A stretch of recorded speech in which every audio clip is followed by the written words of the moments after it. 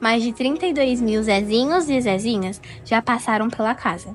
São mais de 600 mil refeições servidas por ano, 1.016 horas de educação por criança, 25 oficinas, 142 toneladas de alimento e 5.300 metros quadrados de área construída. São 30 anos de histórias, vidas transformadas e amor pela educação. Meu marido e eu, o Saulo, a gente foi procurar uma casa maior, porque a gente já estava com algumas crianças em casa. Minha casa ficou pequena. Então a gente veio para cá, para essa rua, que era de terra. Isso era 86 mais ou menos. E era uma casinha, 2 quartos, sala, cozinha e banheiro, que dava pra gente reformar e que dava pra morar. Então eu peguei o primeiro Zezinho, que bateu na minha porta, isso quando ele tinha 9 anos, que é o Zinho. Trouxe o Zinho pra cá. Vamos começar um trabalho de educação. Eu vou começar a casa do Zezinho. E aí começa. 5 mulheres, cada dia uma faltava no serviço. E começamos nessa casa com 100 metros quadrados, com 12 crianças. E aí a gente começa a casa do Zezinho. Do respeito e do olhar para essa periferia. Eu sou educadora e eu costumo dizer que eu sou formada no Morro da Lua, no Morro do Oeste, na favela do Fedor. É a pedagogia do oprimido, é a pedagogia da autonomia, é a pedagogia do fazer. Eu entrei aqui, eu fiquei apaixonado, assim, foi assim, sabe, foi amor à primeira vista mesmo. A Casa do Zezinho é um lugar onde as pessoas passam e compartilham as experiências que elas têm. No meio de tanta violência, a gente tem uma ilha de muita harmonia ou de felicidade, de crianças felizes, é um ambiente muito feliz. Eu fico impressionado, não é só com a casa do Zezinho, porque a casa do Zezinho podia ser uma casa, vamos lá, dar uma bolinha para as crianças, deixa eles brincarem, um passatempo, dar um lanchinho e tá tudo certo, né? Mas o que eu vejo aqui é trabalho mesmo, sabe? Você vê continuidade, existe um projeto de educação. Aqui nós temos uma pedagogia que está impregnada nas paredes, nas salas, nas pessoas, nos orientadores, na comida, nas cores. É como se você entrasse numa nave mesmo.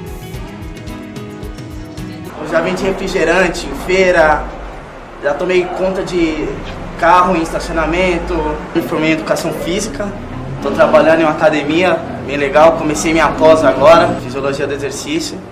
Uma criança quebrou um dedo aqui, tá? Nessa época eu tinha 60 crianças. Eu levei para engessar, a gente passou no McDonald's e veio com lanche feliz. Pô, no dia seguinte eu tinha 3 crianças com o dedo quebrado. Juntei os 60, nunca esqueço disso. Falei, gente, vocês estão quebrando o dedo para ir no McDonald's? Pusemos as crianças nos carros para o McDonald's. Quando eu chego no McDonald's, tá lá João Batista Cardoso, o diretor do Moinho Santo André. Ele estava com os filhos dele lá. E aí ele falou assim, posso ajudar a levar de volta? Eu falei, mas claro, tá, filho, vambora, é isso que eu quero, né? Ele veio, e aí tinha essa casinha, né, com 60 crianças, que já estava assim, a turma fala, né, puxadinho, né? E ele perguntou para mim, tia Dag, qual é teu sonho? É ficar nas 80 crianças ou... Eu falei, é 1.000 crianças. Ele saiu, juntou mais uma gama de empresários, tá? Comprou os terrenos e edificou. Eu tenho orgulho de dizer que eu sou Zezinha, que eu sempre vou ser Zezinha, pelo carinho que eu tive aqui dentro. A casa do Zezinho para mim foi uma família. Amigos, eu tenho até hoje aqui. E eu acho que a família que eu não tinha em casa, eu tive aqui na casa do Zezinho. Eu conheci a Casa Zezinho quando eu tinha 10 anos de idade. A Casa Zezinho foi muito importante para mim, não só como aluno, como Zezinho, como criança, mas posteriormente quando eu voltei para a Casa Zezinho como colaborador, trabalhei como coordenador pedagógico. Esse foi o início da minha carreira na educação. Então eu trabalhei com a tia Bia, a tia Ângela, a tia Rafaela, E foi muito, muito bacana para mim. Hoje eu sou professor internacional, trabalho aqui na China, em Qingdao. Menina de 10, 11 anos estava se prostituindo no Parque Santo Antônio. Quanto é que você ganha? 10 real por transa. Ah, tá. Quanto fica com você? 5 real. Ela virou pra mim e falou assim, por que, tia Dag, você nunca pensou em ser puta, não?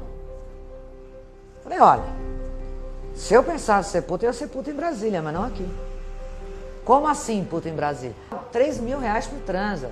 Em 2 anos você tem um senhor apartamento, você escolhe e se resolver casa com conde italiano, resolver da vida, se é isso que você quer. Tá? Agora, no Parque Santo Antônio, eu dou 4 anos você está morta.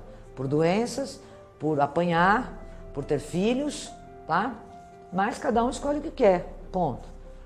E eu olhei para cima, falei, ó, patrão, você me perdoa, tem que ser muito rápido, muito esperto. Eu não posso ter um discurso moral. Dali 3 dias ela me procurou. Tia Dag, eu quero ser puta em Brasília. Falei, opa, para de dar. Primeira coisa, vamos estudar. E hoje ela é dentista. Eu cheguei na casa do Zezinho quando eu tinha 11 anos de idade. Cresci num lugar extremamente violento. Na década de 90 foi considerado um dos lugares mais violentos do mundo. Além da violência externa, dentro da minha casa tinha violência por parte do meu pai, que era alcoólatra. E quando eu conheci a casa do Zezinho, eu realmente entendi e senti o que era amor. Era mais do que educação, era mais do que algo que a gente aprendia na escola. E aos 14 anos eu comecei a trabalhar como estelionatário, que depois me levou para o Rio de Janeiro.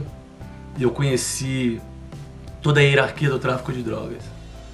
Aos 16 anos eu comecei a vender drogas e eu perdi muitos amigos, porque naquela época não existia essa hierarquia que tem hoje. E muitos dos meus amigos morreram. Quando eu tinha 19 anos, eu perdi uma amiga, e eu e a minha melhor amiga estávamos conversando sobre sermos enterrados no cemitério São Luís. E ela fez com que eu prometesse que se um dia ela morresse, jamais enterrasse ela no cemitério São Luís. E naquela noite em que eu fiz a promessa, nós combinamos de ir pro velório. Eu acabei indo pra minha casa, dormi. Ela foi em casa, me chamou e eu tava dormindo e ela foi pro velório sozinha.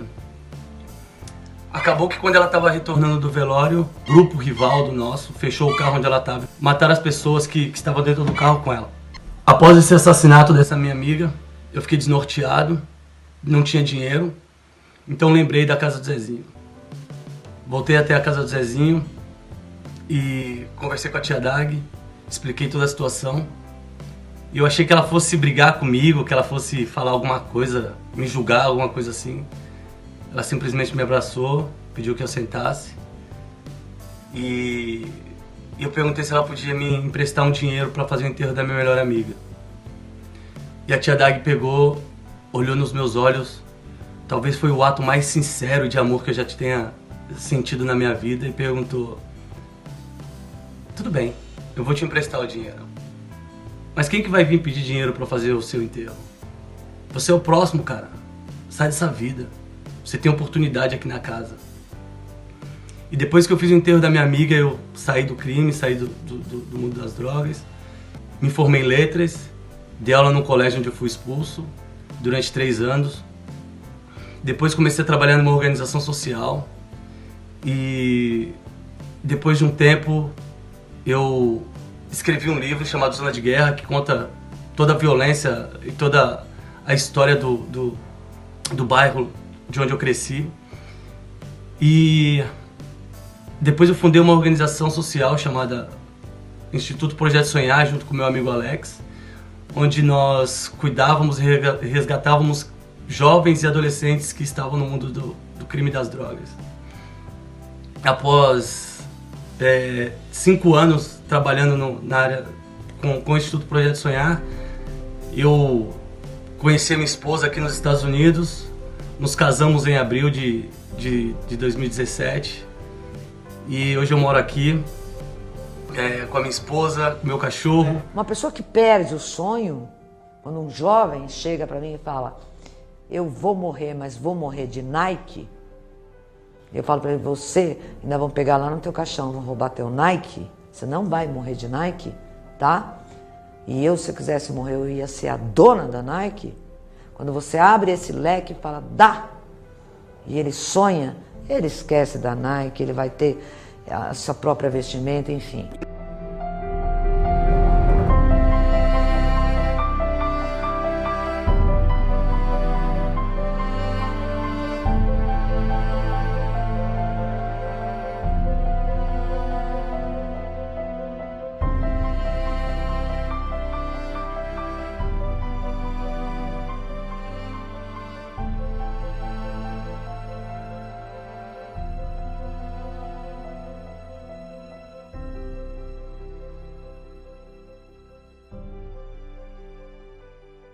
Casa do Zezinho, Carlos Drummond de Andrade e agora José.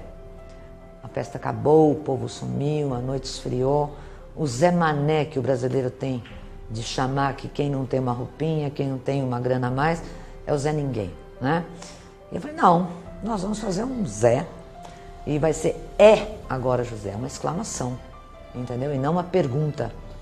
E aí o nome Casa do Zezinho vem da poesia de Carlos Drummond de Andrade, né?